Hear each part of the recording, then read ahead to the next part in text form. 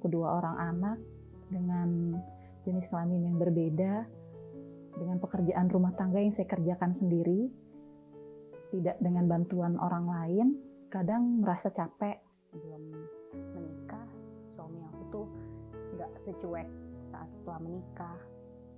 Dulu dia sering bantuin aku, kalau misalkan aku minta tolong, pasti dia langsung datang. Tapi kalau misalkan sekarang, ya 100% sih kayak berubah gitu yang aku rasain. Kadang aku tuh pengen banget bisa 24 jam main sama anak-anakku, belajar bareng, ngajarin mereka gitu. Tapi kalau aku nggak kerja, ya nggak bisa.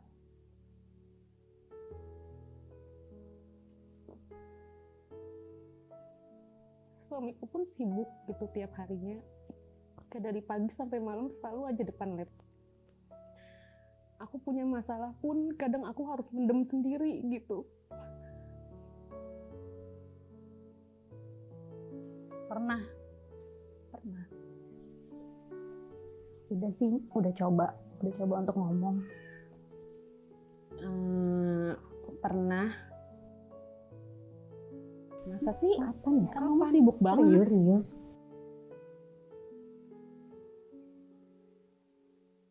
Udah pasti ada yang namanya selisih paham mungkin ya, entah itu mungkin ada pernah dengar masukan dari salah satu mertua, orang tua. Sampai detik ini, dan untuk kedepannya ya pasti sama, nggak akan berbeda. Support istri saya sebagai ibu rumah tangga untuk ngurus anak kita.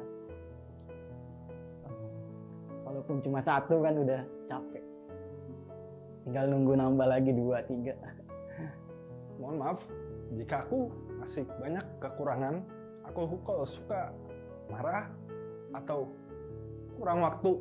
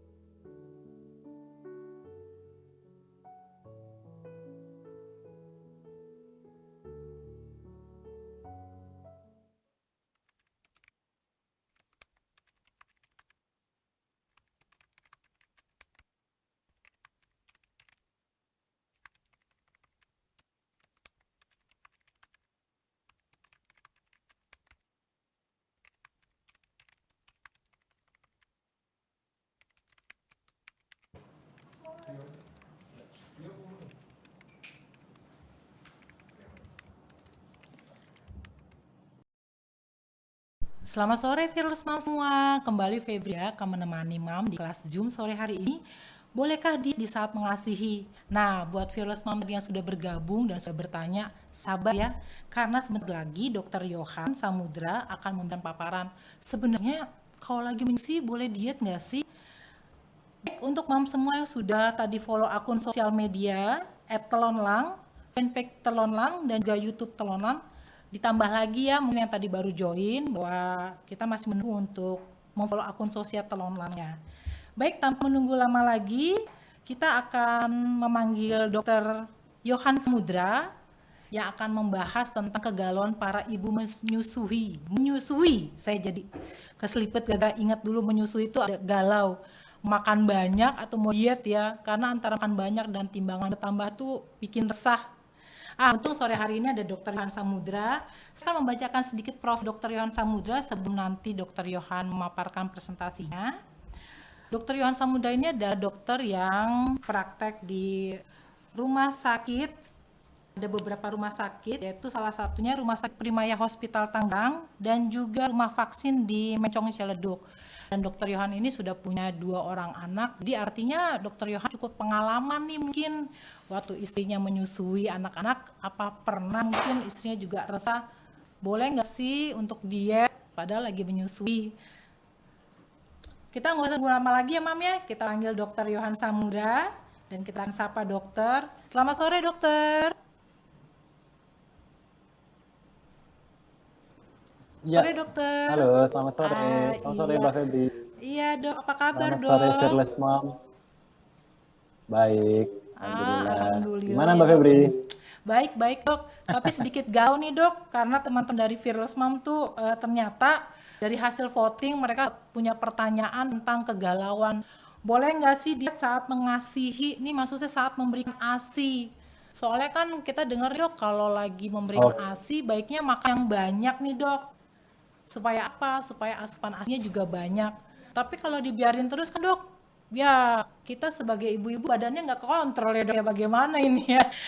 Mungkin dokter bisa memberikan pencerahan buat kita-kita untuk saat memberikan ASI tapi tidak lupa juga untuk menjaga berat badannya nih dok. Bagaimana nih dok? Silakan dokter.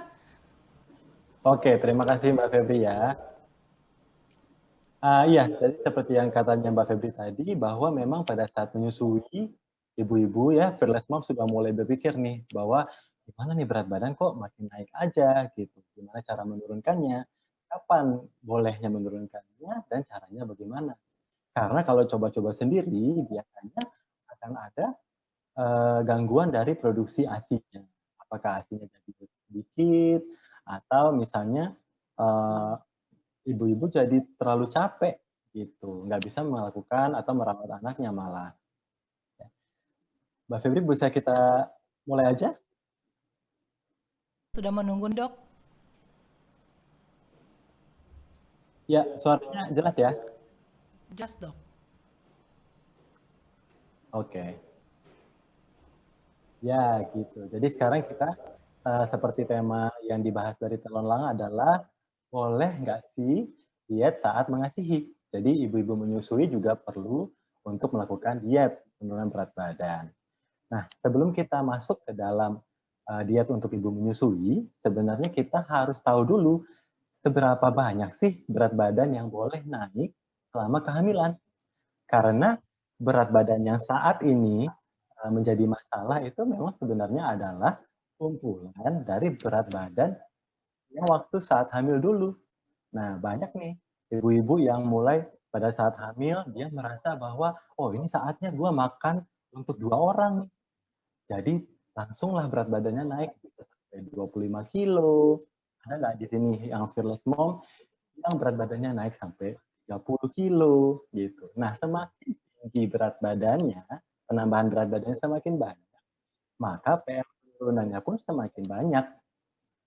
Tuh. Jadi kita akan belajar bagaimana cara mengontrol berat badan saat hamil, kemudian kebutuhan makan ibu hamil seperti apa. Sebenarnya ada panduannya. Lalu kemudian kita baru masuk di gizi ibu menyusui dan kemudian bagaimana cara penurunan berat badan pada ibu menyusui. Ya, silakan next. Nah, Sebelum kita masuk, kita belajar dulu soal daur hidup wanita.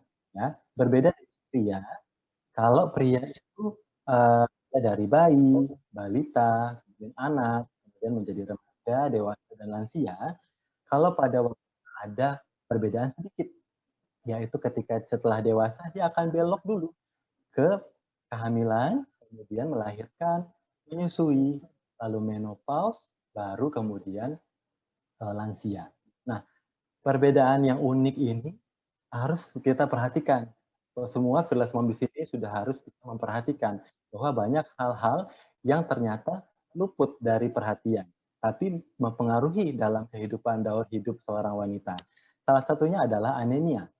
Jadi banyak sekali riset atau data-data yang dari Indonesia menunjukkan bahwa pada wanita terjadi anemia cukup tinggi kasusnya, baik dari remaja, pada saat ibu hamil, dan ibu menyusui, semuanya anemia.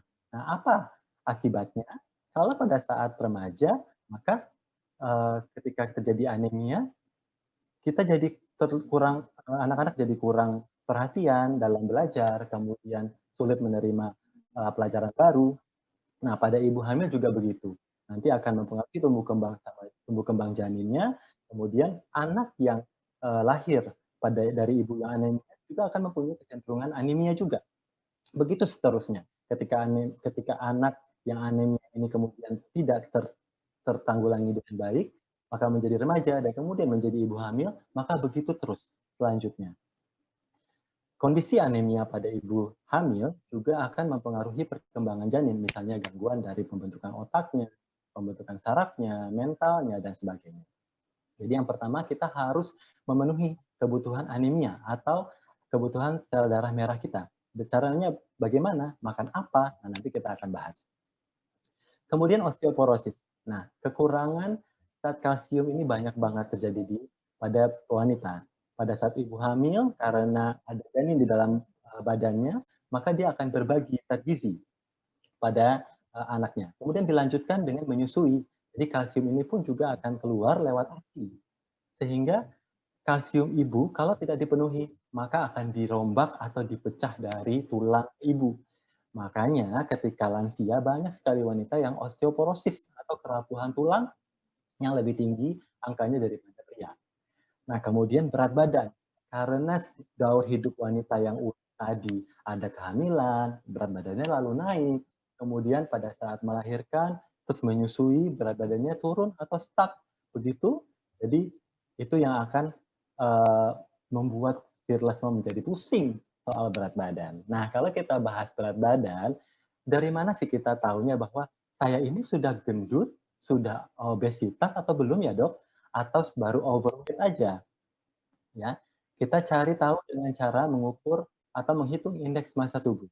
Rumusnya adalah berat badan dibagi tinggi badan dalam meter dikuadratkan. Ya, coba Fearless Mom sekarang semuanya bareng-bareng untuk mengukur atau menghitung indeks massa tubuhnya. Nah, ketika hasilnya didapatkan, ada dimasukkan ke dalam klasifikasi bahwa indeks massa tubuh yang ideal itu adalah di antara angka 18,5 sampai 22,9. Nah, siapa kira-kira Fearless Mom yang badannya sekarang masih di range tersebut, di range ideal? Ya, kalau lebih dari 22,9 mulai masuk ke 23, maka masuknya ke overweight atau berat badannya berlebih. Kalau dia lebih lagi dari 25, maka masuknya ke obesitas grade 1. Dan kalau lebih lagi dari 30, maka masuknya ke obesitas grade 2. Nah, di situ ada rumusnya di slide-nya.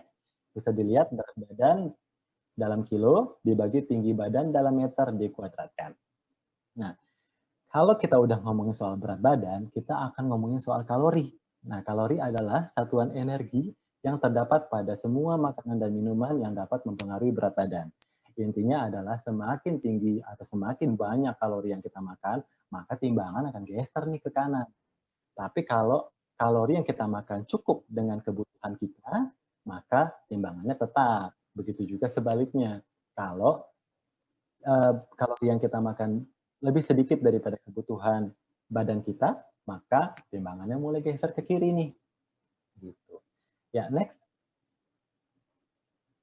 Nah, Kalau kita udah mau ngomongin soal berat badan dalam kehamilan, sebenarnya ada panduannya.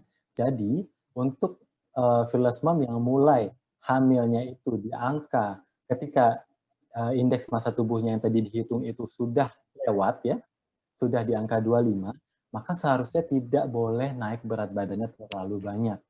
Hanya boleh naik 7 sampai 11,5 kilo selama kehamilan gitu. Jadi kalau startnya aja udah gemuk ya, atau overweight, maka kelanjutannya juga jangan berlebihan gitu. Jangan kalau udah mulainya aja sudah obes ya, tapi kemudian naik berat badannya pada saat selama kehamilan lebih lagi. Jadi memang kita mungkin beberapa fearless mom di sini sudah pada melahirkan, sudah saatnya menyusui ya, tapi ini bisa dijadikan simpanan untuk kalau mau hamil lagi.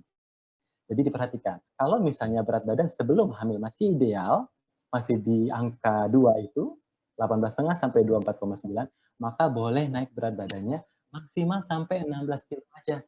Jadi kalau fearless mom di sini punya pengalaman naik 25 kilo, 30 kilo, tentu saja nurunnya lebih susah pada saat menyusui.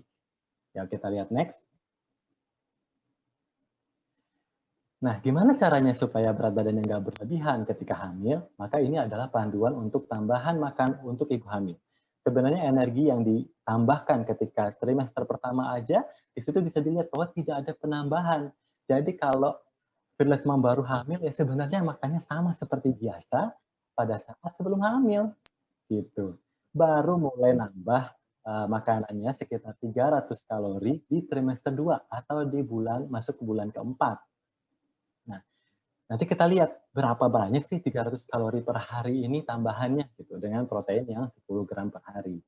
Baru nanti pada saat masuk trimester 3 atau bulan ke-7, kehamilan bulan ke-7 baru nambah lagi energinya sekitar 400 sampai 500.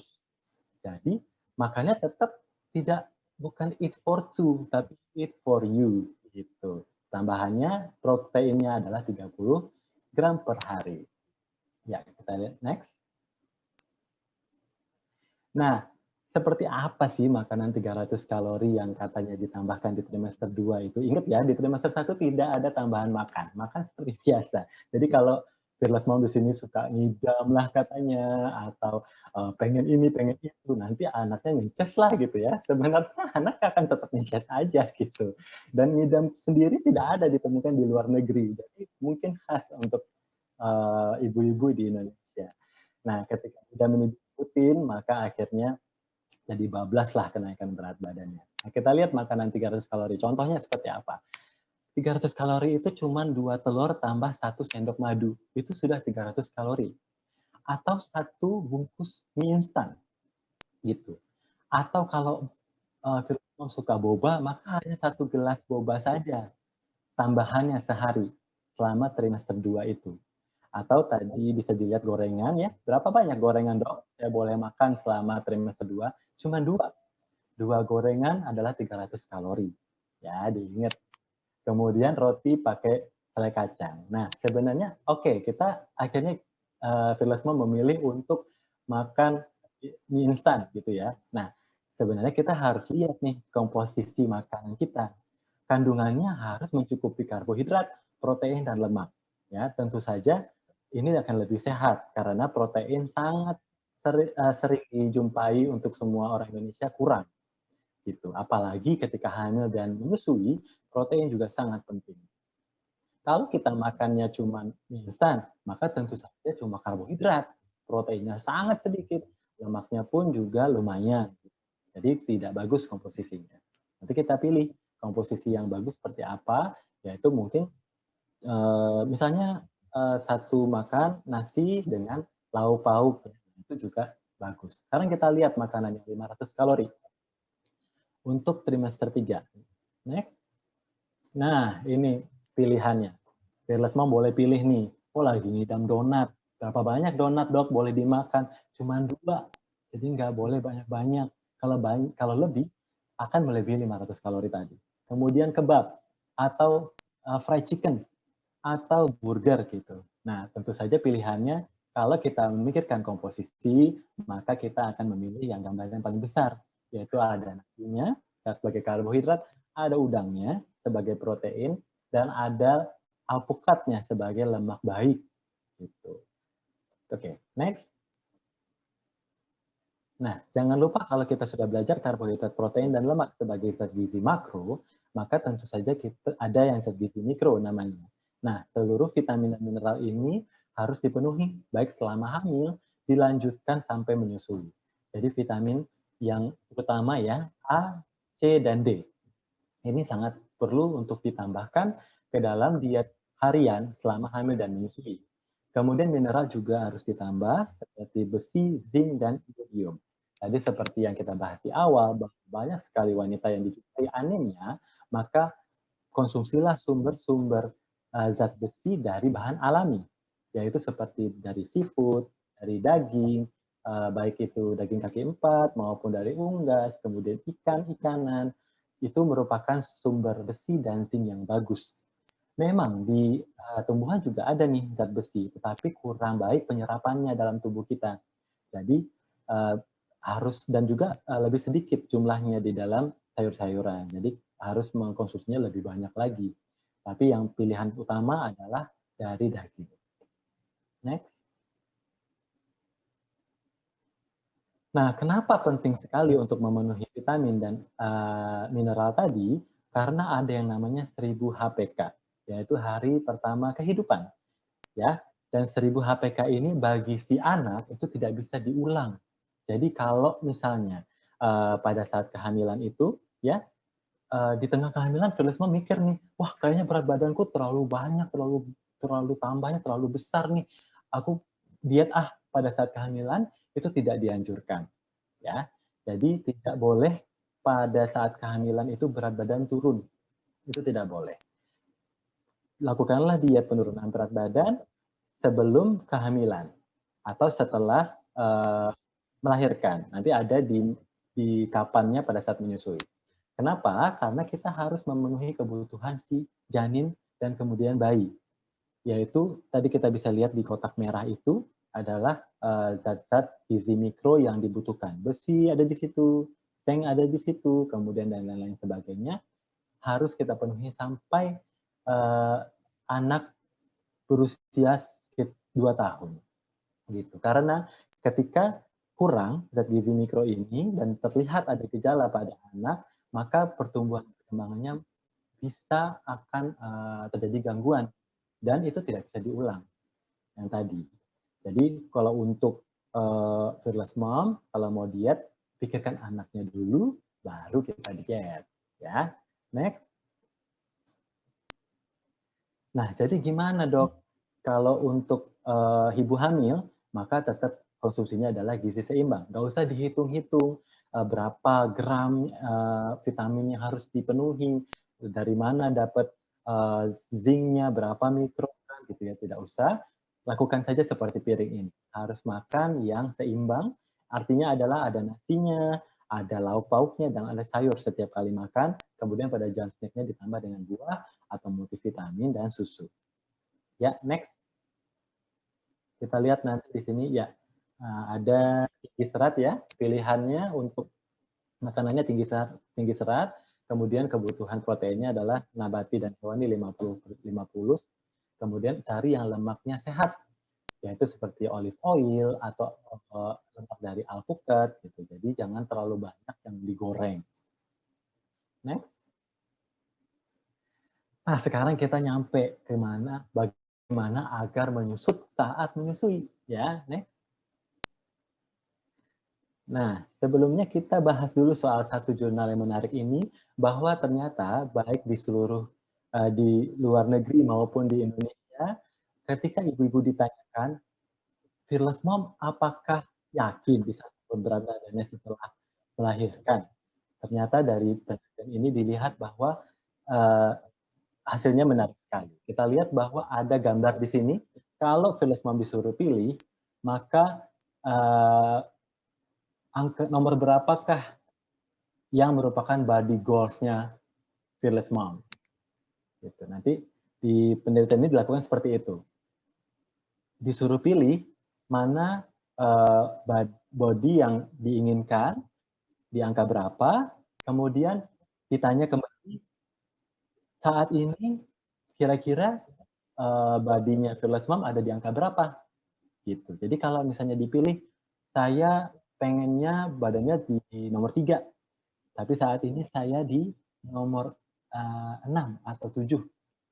Nah, terus ditanya, mungkin atau kira-kira mungkin nggak bisa sampai ke angka 3 tersebut? Lalu jawabannya adalah seperti ini. Kita next saja sampai 5, sampai habis. Ya, jawaban dari penelitian ini ya, ini bukannya orang Indonesia. Mereka bilang, nggak tahu deh caranya, apalagi udah ada bayi, apa masih bisa, apa masih sempet. Kemudian takut deh, nggak bisa turun berat badannya, dibiarin aja kali ya. Kemudian kayaknya harus terima aja deh, bahwa nurunin berat badan ini pasti lama, dan nggak kemana juga sampai metabolismenya, dan nggak semua juga punya metabolisme yang cepat. Lalu kemudian namanya juga mak-mak berdua ya, pasti makin susah lah, faktor U juga. Atau rasanya melar banget deh setelah hamil ini nggak menarik dan nggak seksi lagi. Nah, pasien-pasien yang datang ke saya untuk konsultasi penurunan berat badan itu yang pertama saya tanyakan adalah apa motivasinya. Dan yang kedua adalah dia harus yakin bisa turun berat badannya. Kalau Fearless Mom nggak yakin turun berat badan, maka biasanya gagal. Penurunan berat badannya gagal. Ya, next. Itu yang pertama, harus yakin. Kemudian dari panduan gizi, kepada ibu menyusui itu memang ada tambahan zat gizi makro seperti yang ibu hamil tadi, yaitu penambahan energi 500 kalori dan protein 10 gram per hari.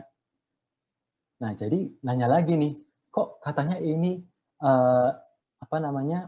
belajar untuk menurunkan berat badan, kenapa malah menyusui disuruh tambah makannya? Gitu. Nanti kita tenang dulu, nanti kita akan bahas soal penurunan berat badannya. Mbak Febri, suara saya ada?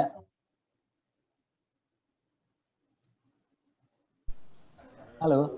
Iya dok. Suaranya ada ya? Suaranya ada ya? Ada Banyak dok. yang bilang. Bahkan Oke. jadi terkesima nih dok. Saya karena tadi agak pas dengan kata menyusut dan boba. Tapi nanti aja deh tanya-tanya soal ini. Lanjut dok, boleh dok. Oke. Ini tadi ada yang bilang nggak ada suaranya. Nah, kita balik ya. Tadi katanya mau turun berat badan, kok malah ditambah dok? Iya, karena tubuh kita memang perlu energi lagi untuk memproduksi ASI. Jadi yang harus diingat adalah tidak ada makanan tertentu yang harus dipantang atau dihindari Bu Sui. Contoh yang paling sering nih, ibu menyusui nih, suka memantang sendiri. Nggak boleh kopi, nggak boleh yang pedas, nggak boleh mentah, nggak boleh dingin. Nanti anaknya sakit perut lah, anaknya diare lah, dan segala macamnya. Nah, itu sebenarnya tidak boleh seperti itu. Kalau misalnya anaknya memang menunjukkan gejala, jadi setelah Fearless Mom makan misalnya yang pedas, kemudian anaknya ternyata diare, maka boleh kita coba untuk menghindari tes dulu. Tapi kalau anaknya tidak ada gejala apapun, tidak perlu memantang makanan. Kemudian tidak disarankan juga untuk eliminasi makanan untuk cegah alergi. Sama seperti tadi. Nggak mau makan telur dok, nggak mau makan daging hewan berkaki 4 dok, karena nanti takutnya anaknya alergi, takutnya anaknya merah-merah dok, atau nggak boleh gandum, nggak boleh yang gluten. Jadi kita malah akan merugikan anak. Jadi anak tidak mendapatkan zat gizi mikro yang bagus di makanan-makanan yang sudah dipantang sendiri, padahal tidak terbukti anaknya alergi. Kemudian hindari yang low process. Jadi kita harus kembali ke yang makanan natural, yang low process dan good quality, hindari pengawet, penambah rasa, trans fat dan tinggi gula. Kemudian eating for two tidak disarankan. Ya. Next. Nah, walaupun tadi ada penambahan makanan selama menyusui, tapi ternyata menyusui sendiri akan membakar lemak kita. Penambahan berat badan yang cepat pada saat trimester 3 kehamilan itu memang sengaja, memang didesain kita seperti itu supaya menyiapkan energi untuk melahirkan. Jadi akan banyak tuh pinggangnya mulai besar gitu ya, penambahan berat badan kalau lebih cepat dari sebelumnya. Itu memang disengaja supaya menyiapkan ibu untuk mempunyai energi yang tinggi agar melahirkannya lancar. Ya, tapi kebalikannya, kalau misalnya berat badan terlalu banyak malah membahayakan pada saat melahirkan, juga membahayakan janinnya sendiri karena banyak sekali penimbunan lemak baik di tubuh ibunya yang akan berdampak juga pada anaknya. Jadi sangat harus dihindari untuk kegemukan pada saat kehamilan. Nah, kita lihat di sini. Kalau untuk ibu-ibu yang menyusui, yang hanya menyusui sampai 3 bulan saja, maka penurunan berat badannya hanya 3,5 kilo. Tapi untuk ibu-ibu yang menyusuinya lebih sampai 6 bulan, yang tidak menyusui ya, yang tidak menyusui berat badannya turun hanya 3,5 kilo. Tapi kalau menyusuinya dilanjutkan sampai lebih dari 6 bulan ya, karena ASI eksklusif adalah 6 bulan, yang dilanjutkan sampai anak usia 24 bulan, maka penurunan berat badannya bisa sampai 7,5 kilo dari ASI doang. Gitu. Sangat disarankan untuk fearless mom memberikan ASI. Kenapa? Kasus gizi buruk di Indonesia masih sangat tinggi. Kasus weight falling atau gangguan pertumbuhan anak juga sangat banyak kali. Jadi sangat disarankan untuk yang pertama kali adalah memberikan ASI eksklusif yang dilanjutkan sampai 24 bulan kepada anak. Ya. Kalau kita hitung 1 sampai 3 bulan pertama, produksi ASI sekitar 500 sampai 1000 ml per hari.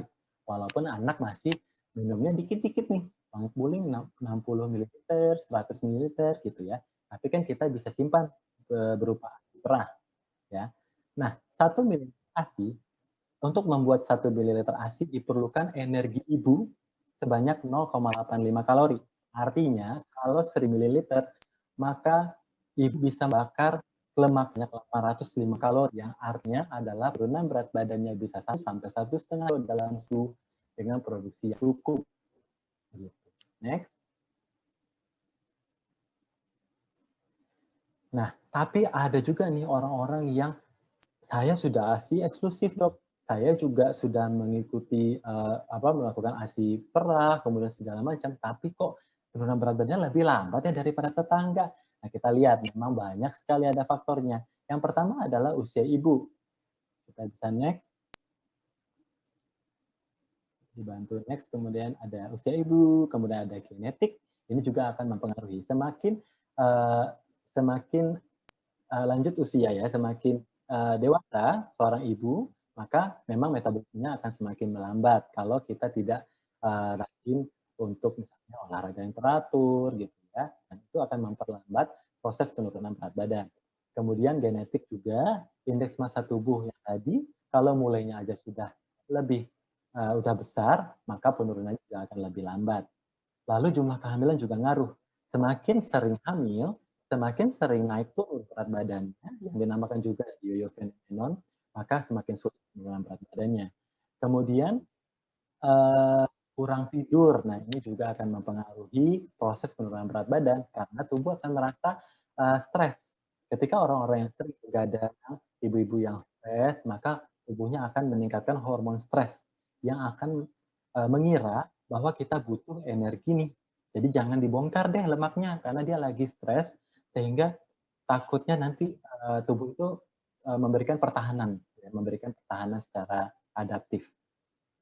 Kemudian ada status sosial ekonomi, dan yang paling sering memang adalah kurang niat, dan juga yang tadi status laktasi. Ibu-ibu yang menyusuinya kurang kurang sesuai dengan kebutuhan anak atau sudah selesai di bawah 6 bulan, maka penurunan berat badannya juga akan lebih lama karena tadi memproduksi ASI membutuhkan lemak ibu yang banyak. Karena kita tahu ASI itu ya 80%-nya itu adalah lemak semua.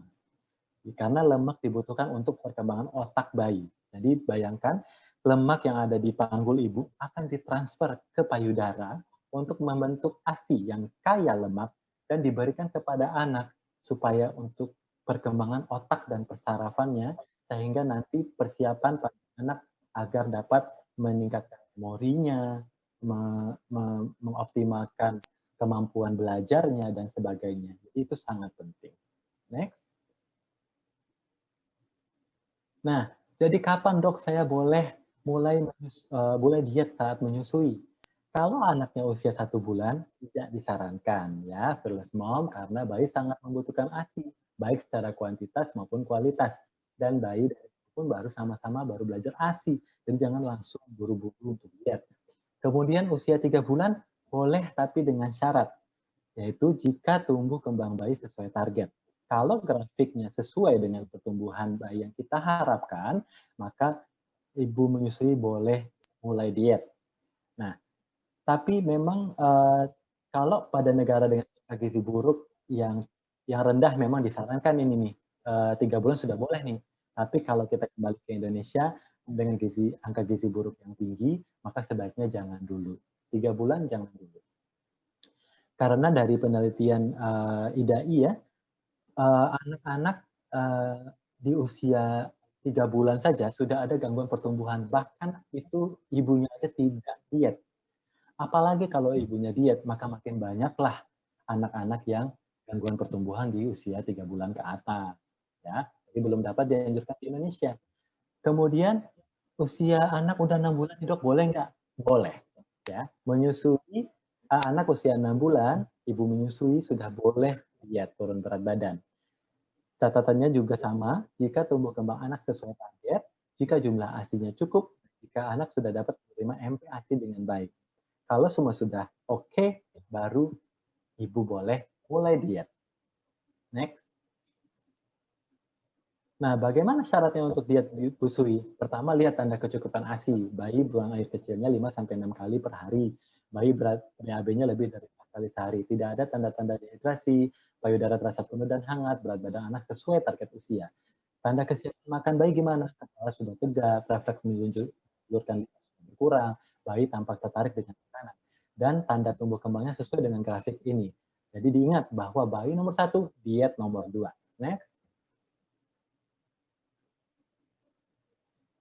Nah, terus caranya gimana dok? Apa mau diet mayo dok? Boleh nggak diet keto? Atau diet OCD, intermittent fasting, DEBM dok? Diet golongan darah ada nggak sih dok? Diet K-pop atau diet food combining dan diet yang diet artis. Nah, ada beberapa pasien yang mencoba diet artis pada saat menyusui itu hasilnya langsung kurang, ya, langsung berkurang drastis. Jadi memang ada syarat-syarat tertentu untuk ibu yang menyusui. Nggak boleh nih pakai diet-diet yang ekstrim seperti ini. Karena kalau dietnya kurang zat gizi makro dan zat gizi mikro tadi, maka produksi ASI langsung berkurang. Kemudian kalau dietnya terlalu banyak pantangan, maka ibunya stres, kelaparan, dan stres pun akan menyebabkan produksi ASI langsung turun drastis. Kasihan anaknya. Ya, next. Ini adalah salah satu caranya, adalah dengan melakukan gizi seimbang. Jadi kalau mau diet, itu kalorinya yang kita hitung, kemudian makanannya tetap harus sama seperti yang tadi. Ada karbohidratnya, ada proteinnya, dan ada lemak yang baiknya. Jadi ingat, untuk ibu menyusui, kalau mau diet, itu proteinnya harus cukup. Lalu elektrolitnya harus cukup, yang didapatkan dari buah dan sayuran, mineral yang tadi. Kemudian, ya vitamin dan mineral. Kemudian harus menjaga mood busui. Jangan dietnya yang stres. Kemudian dapat mempertahankan produksi ASI dari mana? Dari protein, dari lemak baik, dan dari minum, dari air putih. Kemudian olahraga dan aktivitas fisik, dan asupan makan kalau dihitung tidak boleh kurang dari 1.500 kalori per hari. Karena biasanya ketika diberikan diet kurang dari 1.500, maka beberapa pasien dapat mempengaruhi produksi ASI-nya.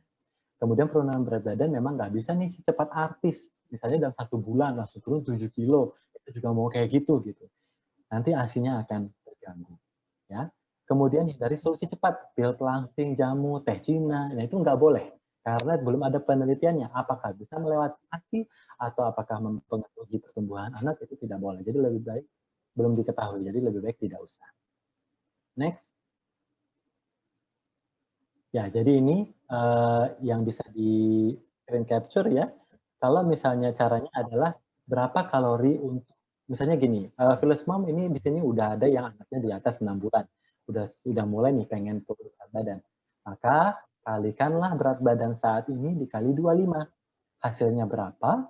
Dikurangi 500 kalori. Nah, itu adalah makanan yang dikonsumsi per hari. Ya, hasilnya berapa? Kemudian kebutuhan protein usahakan adalah 1 sampai 1,2 gram per kilogram berat badan. Lalu suplementasi jangan lupa tetap konsumsi multivitamin yang dari kehamilan dilanjutkan pada saat menyusui, kemudian mineral dan omega 3. Lalu yang sering banyak lagi dibahas adalah ASI booster. Sebenarnya ada nggak sih ASI booster dan apakah benar-benar akan meningkatkan produksi ASI?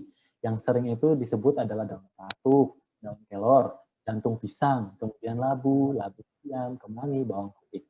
Nah, Untuk penelitian dari ASI booster ini memang masih sedikit dan belum bisa disimpulkan bahwa semua ibu-ibu yang mengkonsumsi ASI booster yang disebutkan ini akan produksi ASI-nya meningkat. Karena produksi ASI seperti yang dibilang tadi tidak hanya berasal dari ASI booster saja. Kurangnya protein, kurang minum, lalu kurang moodnya nggak bagus, itu juga akan mengganggu produksi ASI. Jadi percuma. Kalau misalnya ibu sudah makan daun katuk nih, bermangkok-mangkok, tapi tetap sedih, tetap lagi bete, apalagi pandemi, nggak boleh jalan-jalan, nggak bisa makan-makan, maka tetap saja produksi ASI-nya akan berkurang. Next. Nah, sekarang kita bareng-bareng sama-sama semua di sini untuk melakukan perhitungan supaya bisa ngitung masing-masing di rumah berapa banyak makan yang dapat mengakibatkan berat badan jadi turun. Syaratnya tadi sudah tahu ya, jadi kalau fearless mom yang anaknya masih di 3 bulan, lebih baik nggak usah, ini disimpan aja. Contohnya adalah Ibu Lang, usia 28 tahun. Berat badannya 65 kg, tinggi badannya 153 cm. Tadi kita udah bahas yang pertama, harus hitung IMT dulu. Indeks massa tubuh dengan cara berat badan dalam kilogram dibagi tinggi badan dalam meter, dikuadratkan. Hasilnya adalah 65 dibagi 1,53, dibagi lagi 1,53, hasilnya adalah 27,76. Kita tahu IMT di atas 25 udah masuk obesitas grade 2. Ya, Ibu Lang lagi obesitas grade 2 nih. Nah, berapa berat badan ideal atau target berat badan untuk Ibu Lang? Nah, rumusnya adalah tinggi badan dikurangi 100 dikali 0,9. Jadi 153 kurang 100, hasilnya dikalikan 0,9. Dapatlah 48 kilo. Jadi PR-nya Ibu Lang ini sekitar 23 kilo ya. 23 kilo dia harus makan berat badannya. Nah, lalu berapa banyak Ibu Lang boleh makan supaya supaya berat badannya turun? Maka 25 kali berat badan dapat 1625 kilokalori per hari. Kemudian next dikurangin 300 dulu. Boleh 300, boleh langsung 500. Ya, jadi hasilnya adalah 1325 kilokalori. Nah, 1325 kilokalori per hari ini akan kita bagi menjadi 3 kali makan utama dan 2 kali snack. Jadi mau nggak mau kita memang harus bikin supaya pas satu hari 1325 kalori. Contohnya seperti itu. Nah, taunya dari mana dok 400 kalori itu contohnya seperti apa? Yang tadi, fearless mom boleh bisa pilih mau makan gorengan 3 pada saat lunch atau mau makan nasi 5 sendok ditambah ayam goreng, ditambah sambal dan sayuran. Tentu hasilnya beda. Jadi carilah makanan yang mengenyangkan tapi kalorinya rendah. Selama ini pasti banyak yang terbalik. Yang dikonsumsi adalah makanan yang tinggi kalori tapi tidak mengenyangkan. Makanya makannya jadi terus-terusan bertambah. Next. Ya, jadi ini adalah simpulannya. Gizi ibu hamil dan ibu menyusui sama penting, bahkan harus ditabung jauh sebelum pembuahan. Kita tahu bahwa ketika untuk orang-orang yang program hamil saja sudah diberikan suplementasi folat, zinc, vitamin D gitu ya, supaya nanti pada saat pembentukannya folat tabungannya sudah banyak dan tinggal diberikan kepada pembentukan janin. Kemudian kenaikan berat badan ibu hamil harus dikontrol sehingga tidak meningkatkan risiko yang membahayakan baik pada ibu janin maupun proses kehamilan kelahiran itu sendiri. Penurunan berat badan untuk ibu menyusui harus memperhatikan berbagai aspek karena optimalisasi tumbuh kembang anak tidak bisa diulang. Ya, demikian. Terima kasih.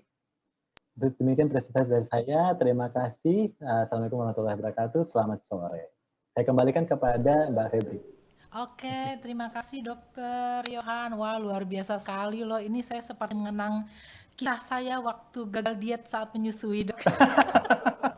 Waduh, itu kisah yang tidak boleh di-share ya. Loh, Dok, tadi saya tadi bilang ternyata menyusut saat menyusui ya. M2 nih, Dok. Menyusut saat menyusui itu bisa juga ya, Dok ya? Bisa. Jadi nggak usah khawatir. Kalau kita menyusui, nah itu yang tadi itu. Jadi kalau 1000, bayangkan 1000 kalori per hari ya, dibakar 1000 kalori per hari itu Wah, itu olahraganya luar biasa. Kalau kita Ini, bilang olahraga ya. iya nih dok, mungkin kan kata-kata dokter menyusut saat menyusui ini. Dok, boleh lihat lirik sebentar nih, mungkin di screen dokter juga kelihatan nih. Saya mau ngasih tahu bahwa ada 165 penanya loh dok soal seputar bolehkah dia saat mengasihi ini. Luar biasa dok ya, ibu-ibu ini ya, Fearless Mom ini luar biasa sekali loh. Ibu menyusui, para Fearless Mom ini benar-benar kalau saya ya, mereka concern bahwa tadi seperti dokter bilang, memberikan ASI itu adalah keharusan karena seperti dokter tadi bilang untuk mengatasi gizi atau kekurangan gizi pada bayi ya dok ya. Tapi satu Ya. sisi sebagai perempuan, sebagai kita Fearless Mom juga harus memperhatikan juga nih ideal bentuk badan dan semua paparan nih dokter tadi sangat lengkap. Dan 165 pertanyaan ini dok, ada pertanyaan-pertanyaan yang sudah kami pilih nih dok. Ya, Boleh saya bacakan dulu ya dok ya. oke boleh. Sebelum Silakan, saya Mbak. sebenarnya punya pertanyaan juga dok, tapi nggak apa, biar Fearless Mom dulu karena ini banyak sekali nih dok. Nanti kalau saya dulu yang nanya, ntar di belakang diserang ya dok ya.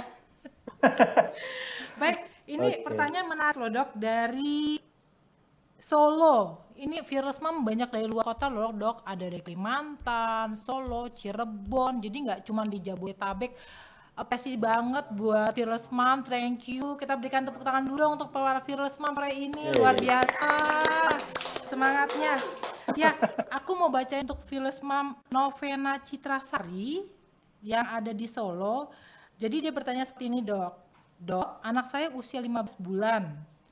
Dia ini seorang atlet, tapi sudah vakum karena memiliki anak.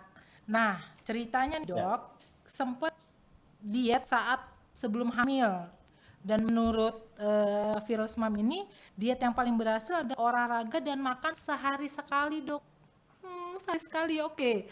Dan pertanyaannya adalah, selain makan sehari sekali, dia juga makan buah dan hanya mengonsumsi air putih. Nah, Fearless Mom ini bertanya, dok, boleh nggak sih diet seperti itu dilakukan lagi pada saat menyusui? Apakah nanti ada dampak pada produksi ASI-nya? Seperti itu, dok. Ya, tadi 15 bulan ya. Iya, Kalau 15 15 bulan. bulan, kalau misalnya tumbuh kembangnya bagus, dilihat dari grafik, kemudian MPASI-nya juga sudah jalan ya, itu pasti sudah bisa makan makanan keluarga ya, untuk di atas 12 bulan. Jadi, silakan untuk mau diet yang cari cara yang paling nyaman gitu. Kalau misalnya memang kebiasaannya adalah OMAD ya, one meal a day, maka kalau memang itu adalah apa namanya kebiasaannya, maka silahkan. Nah, yang diperhatikan adalah pada saat makan komposisinya sama jumlahnya. Jadi ada juga beberapa pasien yang melakukan intermittent fasting ya, artinya adalah dia hanya makan 8 jam sehari, jadi 16 jam sisanya adalah puasa, tapi lupa menghitung jumlahnya. Jadi ketika dia buka puasa, yang hanya makan 8 jam itu, makannya banyak banget karena juga craving, juga lapar, dan tidak dihitung dengan baik, ternyata ya nggak akan turun berat badannya. Nah, begitu juga dengan one meal a day tadi. Yang harus diperhatikan adalah juga komposisinya. Kalau misalnya ASI-nya cukup, ya simpanan ASI-nya sudah cukup, kemudian produksi ASI-nya dilihat, kalau misalnya mulai ada pengurangan, maka berarti komposisinya yang kurang baik. Karena yang kuncinya adalah proteinnya harus cukup, minumnya harus cukup, kemudian lemak baiknya juga harus cukup. Kayaknya kalau one meal a day itu masih boleh minum ya, jadi nggak masalah untuk air putihnya.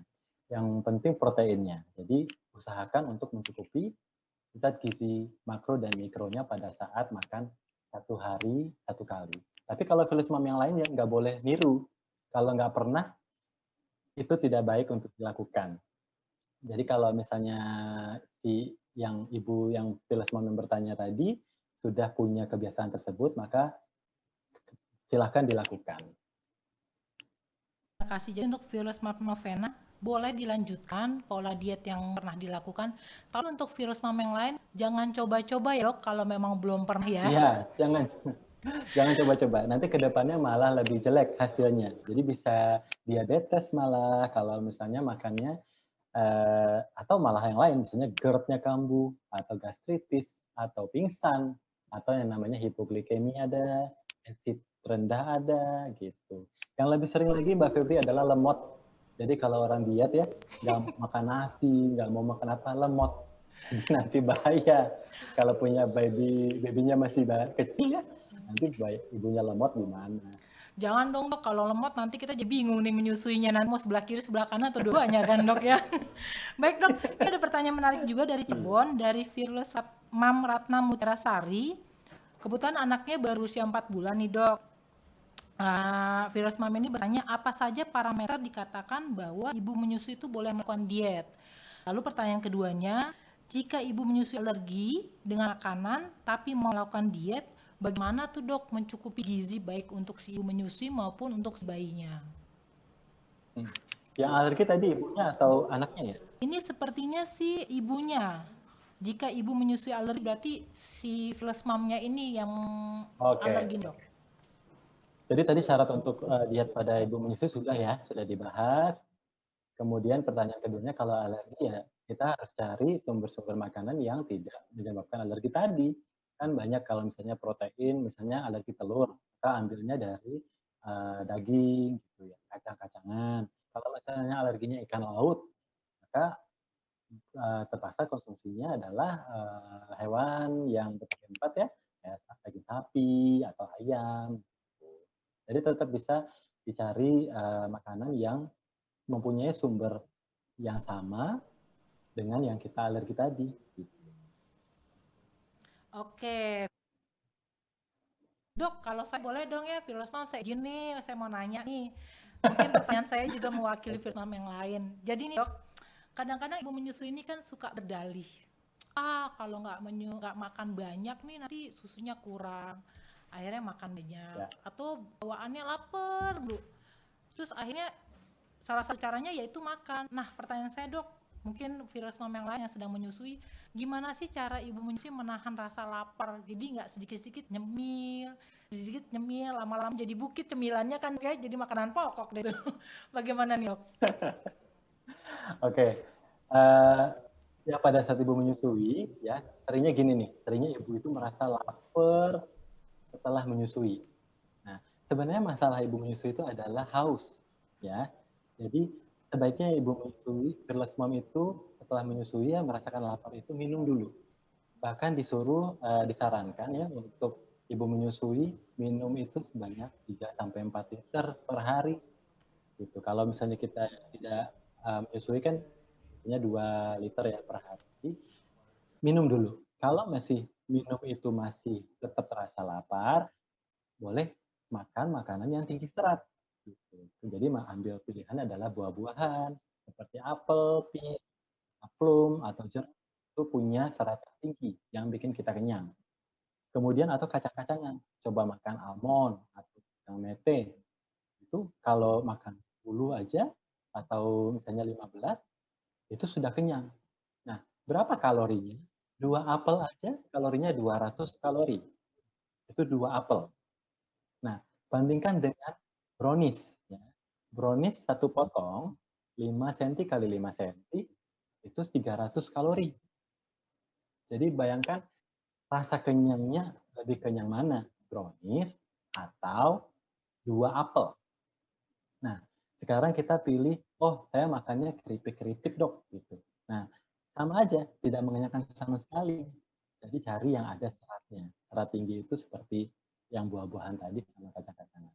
Kemudian kalau untuk makan utama, tambahkan proteinnya. Jadi misalnya tambah telur, tambah tahu tempe boleh, silahkan. Itu akan memberikan juga rasa kenyang yang lama. Jadi kita tidak ngemil. Gitu. Jadi jangan takut nasi ya. Fearless Mom sebenarnya kalau mau diet, jangan takut nasi. Takutlah sama kerupuk dan gorengan. Takutlah sama boba. Gitu. Ya.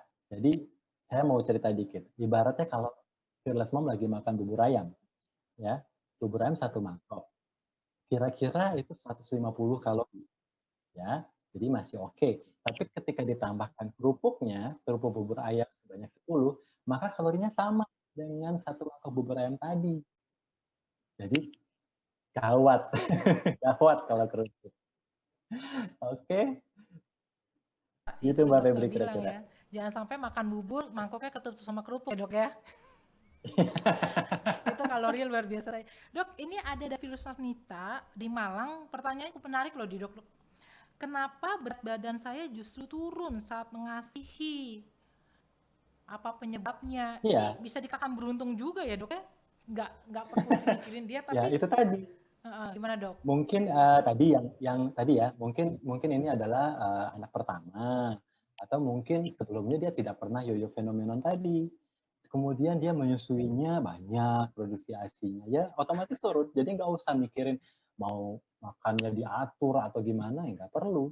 Mungkin juga dia nggak doyan ngemil gitu, nggak doyan minum teh kemasan gitu ya. Jadi itu bisa. Memang dari menyusui sendiri juga tadi udah kita lihat penelitiannya menunjukkan bahwa bisa turun 7,5 kilo begitu saja selama menyusui. Sangat bisa dikatakan sangat senang sekali menyusuinya kan ya. Jadi otomatis seperti dokter Dewi juga menyusui itu adalah data yang alami ya dok sebenarnya. Jadi bisa jadi ibu menyusui juga bisa turun berat badannya dok ya. Dok, Iya, ini iya. dari Virus Mom Jakarta nih dok, namanya Virus Mom Miftahun Nurul Dana. Dia bertanya seperti ini dok, minimal berat badan ideal berapa kilo untuk ibu yang ngasihi, untuk boleh diet sepertinya. Kemudian kacang atau sumber protein yang bagus untuk mengentalkan ASI. Berlebihan ketika mengkonsumsi kacang sebagai sumber protein itu aman nggak sih dok?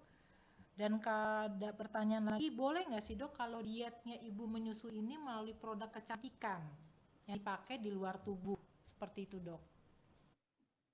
Gimana tadi pertanyaan ketiganya? Ini sepertinya boleh nggak sih dietnya itu pakai produk kecantikan yang dipakai di luar tubuh? Mungkin maksudnya lagi Oke. Oke, yang pertama berapa berat badan ideal itu harus dihitung masing-masing. Jadi masing-masing Fearless Mom tadi kan udah dikasih rumusnya tuh untuk indeks massa tubuh. Gitu. Jadi yang pertama kita lihat PR-nya berapa banyak, kemudian targetnya sampai berapa kilo. Gitu. Jadi kalau misalnya masih di luar range ideal, ya tentu saja harus berusaha untuk menurunkan berat badan. Gitu. Ya. Kemudian pertanyaan kedua untuk soal kacang-kacangan, sebenarnya tidak ada yang langsung mengentalkan ASI atau bagaimana gitu, tidak. Jadi malah memberikan zat gizi mikro yang bagus untuk ASI. Jadi ASI ini punya kualitas, ya kualitas ASI berbeda-beda tergantung dari konsumsi ibunya.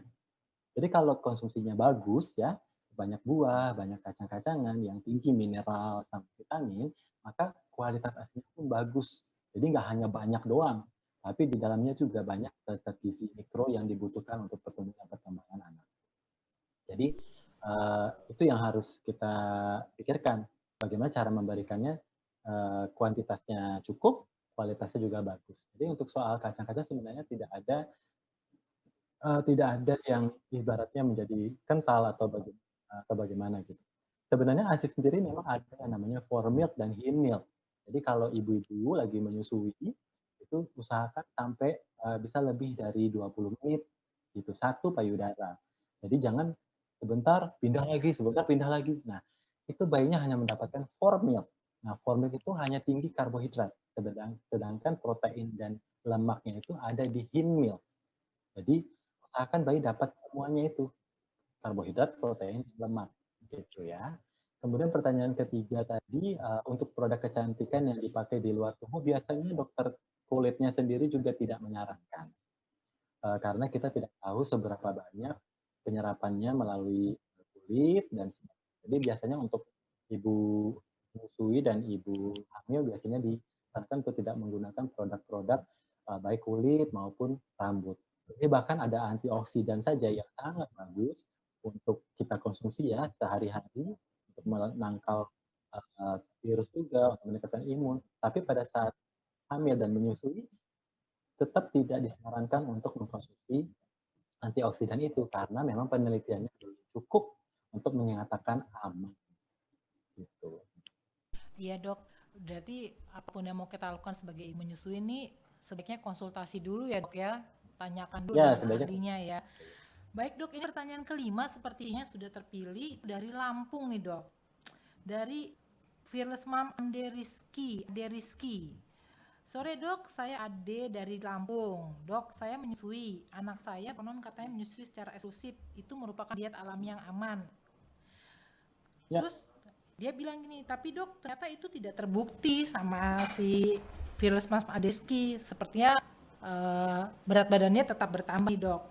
Nah dari berbagai jenis diet, ada diet keto yang tadi di paparan dokter udah dijelaskan ya dok. Diet keto, diet mayo, tapi nggak ada diet K-pop ya dok. Tadi saya dengar ada diet K-pop dok, nggak ada kan dok?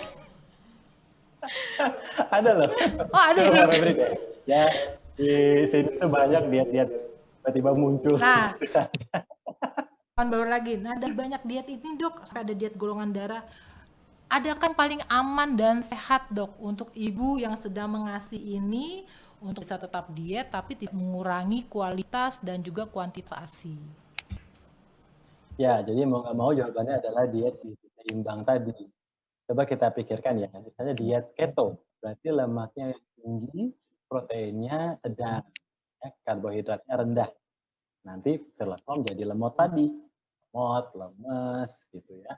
Atau misalnya lemak yang dipilih adalah lemak yang jelek, misalnya banyak gorengan, makannya malah gulai, santan, kemudian keripik rambak lagi gitu ya. Ya, coba kalau diet, misalnya diet mayo, hanya buah-buahan aja, lalu kemudian baru ditambahkan telur, berarti proteinnya kurang, nggak bisa, proteinnya pasti akan terganggu. Kemudian diet-diet yang lain juga sama. Jadi kembali ke diet gizi seimbang. Caranya adalah tadi, dihitung dulu kebutuhan kalorinya Fearless Mom berapa, kemudian dari sana dipecah menjadi 3 kali makan utama dan 2 kali snack yang dihitung jumlah kalorinya tadi. Kalau bingung bisa digunakan aplikasi gitu ya. Kalau bingung juga ya konsul aja ke dokter spesialis gizi klinis, nanti mereka yang akan menerjemahkannya menjadi makanan. Misalnya makan siangnya ternyata 400 kalori, maka nasinya sekian, artinya 1 potong, kemudian boleh nggak dok pakai sambal, boleh nggak dok pakai jus jeruk misalnya. Itu nanti kita bisa hitungkan semuanya hingga sampai ke 1.300 kalori. Dok, saya mau ada brownies dok, di jam berapa ya saya makan? Nah, maka nanti dokternya yang akan menghitung supaya browniesnya bisa masuk ke dalam kebutuhan 1.300 kalori tadi. Seperti tadi aku bilang ya, pada akhirnya dari berbagai variasi diet itu ya, pertama harus tetap disesuaikan dengan kondisi tubuh.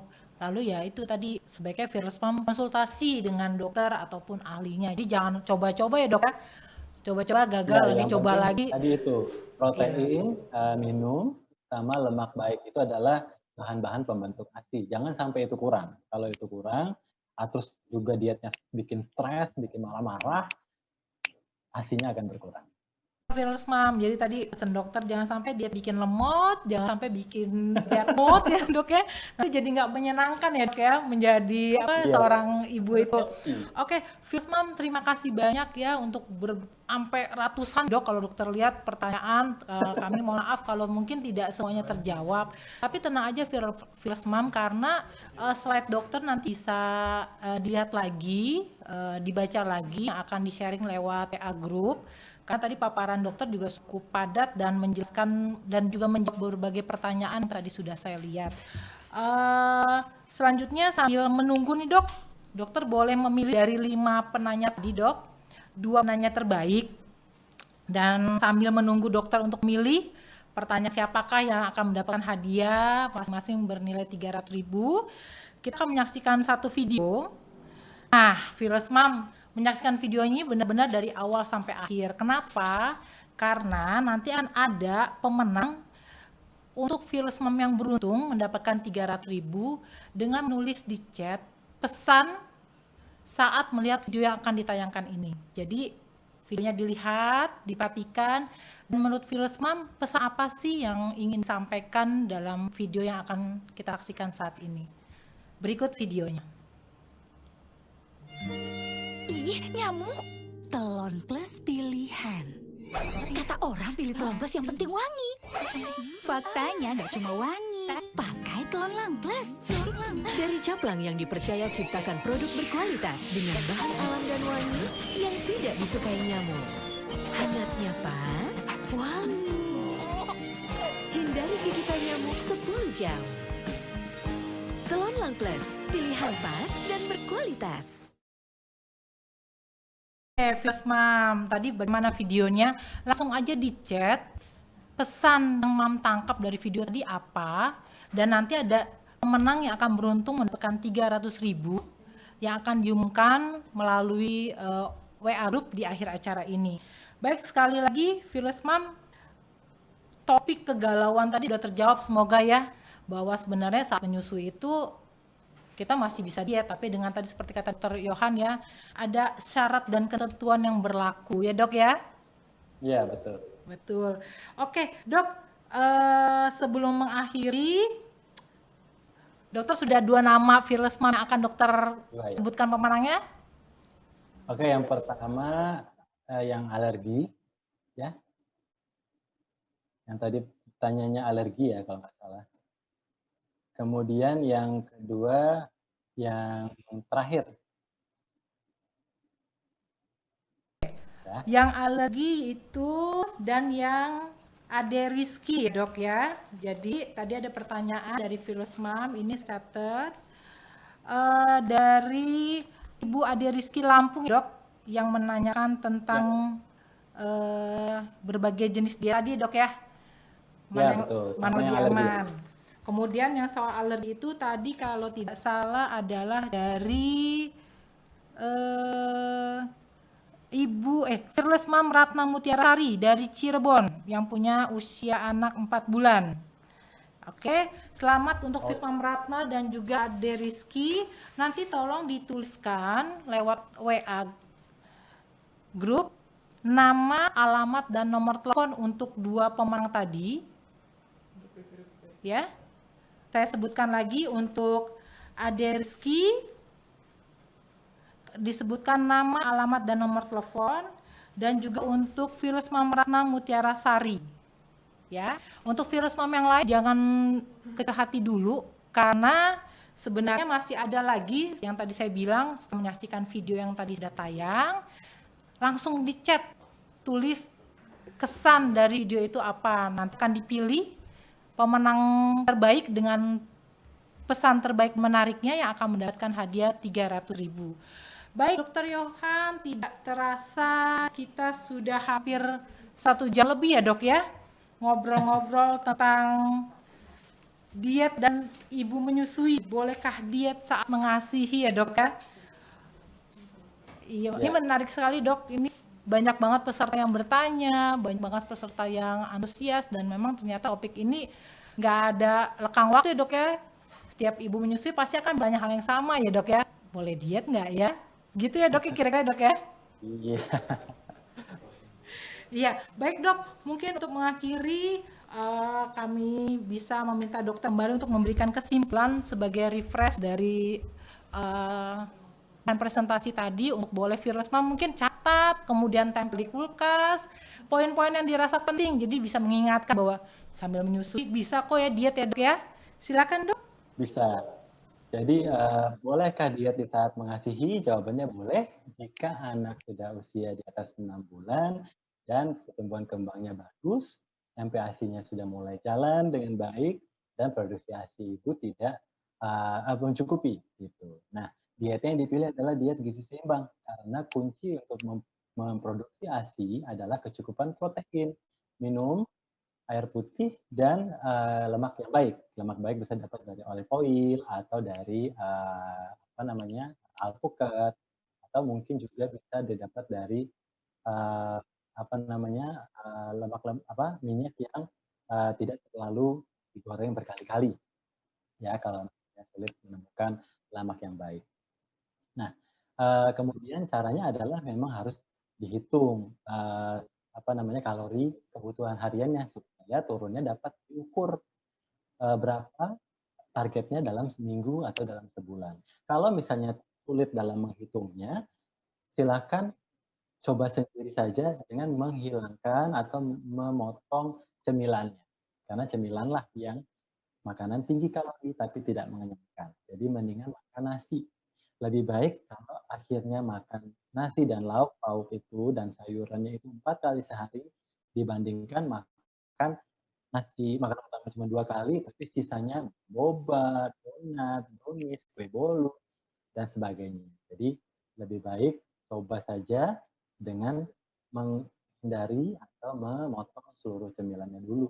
Itu pasti turun berat badannya. Nanti setelahnya baru dihitung secara akurat lagi supaya turunnya terus ada progres. Gitu. Dan yang penting harus happy, dietnya nggak boleh stres, dan harus dipikirkan anaknya. Yang pertama adalah pertumbuhan dan perkembangan anak, supaya dia survive, bisa belajar, bisa bekerja, bisa nanti ke depannya bagus ya. Baru nanti kalau itu udah oke, ibunya boleh diet. Baik, Dokter Yohan, Itu terima kasih kira-kira. sekali Ya. loh untuk pastinya. Jadi, First Mom ingat ya, fokus utama adalah bayi kita ya dok ya. Sehat, nutrisinya baik, baru deh kita berpikir untuk diet. Dan untuk First Mom juga bahwa diet saat nyusui itu boleh, tapi ingat ya, jangan asal diet, tapi diet yang sehat. Sama seperti pilih telon, jangan asal wangi, harus pilih yang berkualitas. Begitu Fearless Mom semua. Sebelum kita menutup sesi Zoom sore ini, kita akan berfoto bersama nih dok. Fearless Mom boleh aktifkan kameranya, kita akan foto bersama dengan Dokter Yohan. Dok, terima kasih banyak loh untuk sharingnya, untuk jawab pertanyaannya. Wah, ini dia. Boleh dong kita dada untuk Dokter Yohan yang ganteng dan segar sore hari ini, dok. Wah, tuh dok, semuanya dada loh, dok. Dok, ini luar biasa, dok. Ini banyak bener-bener di luar Jabodetabek loh, dok. Jadi, iya. Senang ya bisa ketemu lewat Zoom ya. Jadi betul sekali, lebih dok. mudah ya, nggak perlu naik pesawat, ya, nggak perlu hotel. Semua Fearless Mom sudah memasang senyum terbaiknya nih. Ya, kita ada 2 slide ya. Oke, nanti saya hitung 1, 2, 3. Jangan lupa senyumnya ya Fearless Mom ya. Oke. 1, 2, 3. Sekali lagi lanjut. 1, 2. Oke. Masih di slide 1 ya? Slide 1? Sekarang slide 2. Fearless Mom, dokter jangan lupa senyumnya. 1, 2, 3. Oke, terima kasih semua Fearless Mom. Kita berikan tepuk tangan untuk Dokter Yohan. Terima kasih. Semoga apa yang kita dapat hari ini bermanfaat, kemudian bisa diaplikasikan ya dok ya. Iya. Untuk Fearless Mom yang lainnya juga nanti ditunggu untuk pemenang tadi, tolong ditulis nama, nomor telepon dan alamat, dan juga untuk pemenang komentar atau pesan terhadap video tadi akan diinformasikan melalui WA Group Fearless Mom. Baik, saya Febria mengucapkan terima kasih untuk kebersamaan kita. Terima kasih juga untuk atensi dan pertanyaan-pertanyaan dari Fearless Mom. Dan jangan lupa bahwa nanti materi akan dibagikan lewat WA Group. Jadi Fearless Mom yang sudah bertanya tadi hampir 160 lebih tetap bisa mendapatkan jawaban lewat presentasi dari Dr. Yohan. Sekali lagi saya mengucapkan terima kasih, selamat sore dan sampai jumpa. Ih, nyamuk. Telon Plus pilihan. Kata orang pilih Telon Plus yang penting wangi. Faktanya nggak cuma wangi, pakai Telon Lang Plus. Dari caplang yang dipercaya ciptakan produk berkualitas dengan bahan alam dan wangi yang tidak disukai nyamuk. Hangatnya pas, wangi. Hindari gigitan nyamuk 10 jam. Telon Lang Plus, pilihan pas dan berkualitas.